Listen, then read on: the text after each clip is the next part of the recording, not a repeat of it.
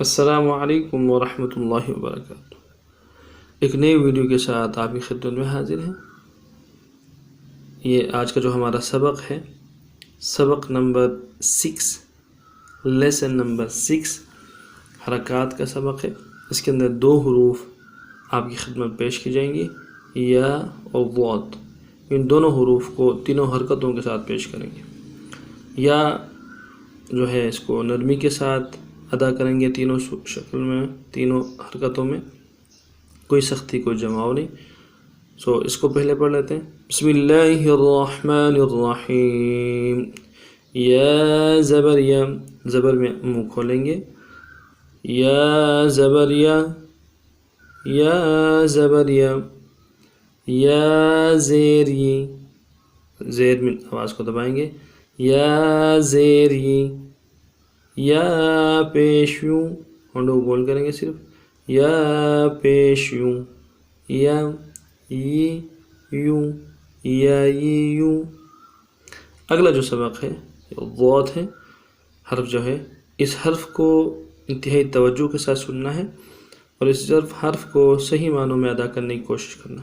عموماً اس حرف کے اندر ہماری بہت زیادہ غلطیاں ہو رہی ہوتی ہیں، بہت زیادہ کم بیشیاں ہو رہی ہوتی ہیں۔ کبھی اس کو ضا کے ساتھ ہم بدلتے ہیں اور کبھی ہم اس کو ضا کے ساتھ بدل کے پڑھتے ہیں، تو دونوں صورتوں میں یہ حرف ادا نہیں ہو پا رہا ہوتا ہے اور نماز کے اندر کمی آ رہی ہوتی ہے، تلاوت کے اندر ہماری کمی آ رہی ہوتی ہے، تو بجائے ثواب کے نقصان ہو رہا ہوتا ہے، گناہ ہو رہا ہوتا ہے۔ تو ہر حرف کی اپنی امپورٹنس ہے، اپنی اہمیت ہے۔ ہر حرف کو اس کی مخرج کے ساتھ ادا کرنے کی بھرپور کوشش کریں گے تو ہمارے حروف ٹھیک ہو جائیں گے، ہمارا قرآن پڑھنا، نماز پڑھنا ٹھیک ہو جائے گا۔ چلتے ہیں اس حرف کو۔ ضاد زبر ضا، 3 الف کی مقدار میں کھینچیں گے، آخر میں قلقلہ کریں گے، دال ہے، ضاد زبر ضا۔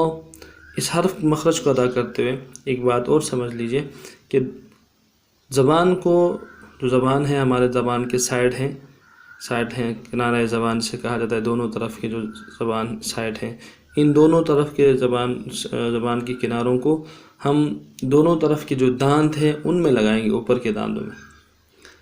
اگر آسانی کے ساتھ لگا سکتے ہیں تو دونوں دانتوں کے ساتھ لگا کے مخرج کو ادا کریں گے، نہیں تو کم سے کم زبان کا ایک کنارہ جو ہے، جو دائیں طرف کنارہ ہے، دائیں دانتوں کے ساتھ لگائیں گے، بائیں طرف کا جو کنارہ ہے بائیں دانتوں کے ساتھ اوپر والے لگائیں گے، تو یہ ضاد انشاءاللہ العزیز ادا ہوگا۔